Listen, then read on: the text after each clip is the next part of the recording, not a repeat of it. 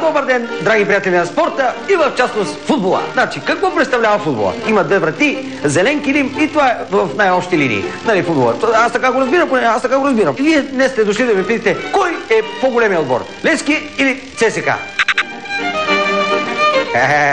Ало, хора, много просто е. Отговорът е само един. Отговорът е само един. И то е... Та-да! Берое! Защото какво гласи максимата? Какво гласи максимата, питам аз? Няма мое, няма твое, светът е Берое!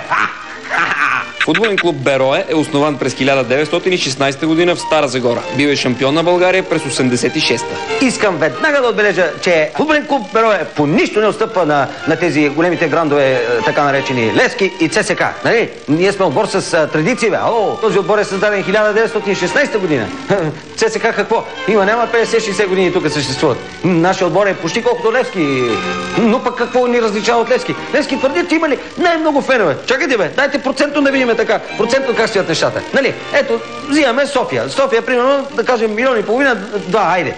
50% да са левскари. 60 ги тури. Нали? Къде е това в сравнение с една 200-хилядна Стара Загора, където 100% са беройци, а? Нали? 60-100, как май сме повече, а? Или пък да вземем този красив стадион под Язото, нали, който се казва Берое също. Това са едни 25 хиляди места, бе. Ало, нищо, че няма седалки, ма пак си места.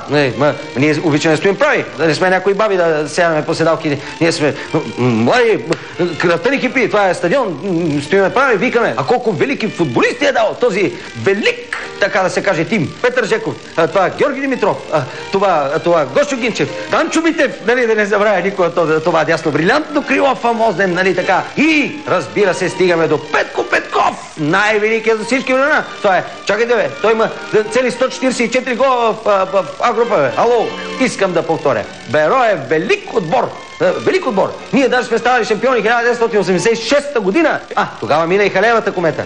Нали, другия път, като мине, пак ще станем шампиони. Да не говорим, що грант, що нещо европейски сме отстранили по пътя си към Европа, бе. Това Ювентус 1979 година с 1-0 тук в България ги напляскваме. Какъв е цвета на тревата? Зелен.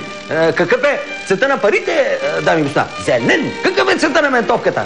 Много ясно. Зелен. Само зелен, само зелен. Зеления лъв. Мощни изрева. Тръгвайте, беройци, в атака. Публиката на стадиона чака.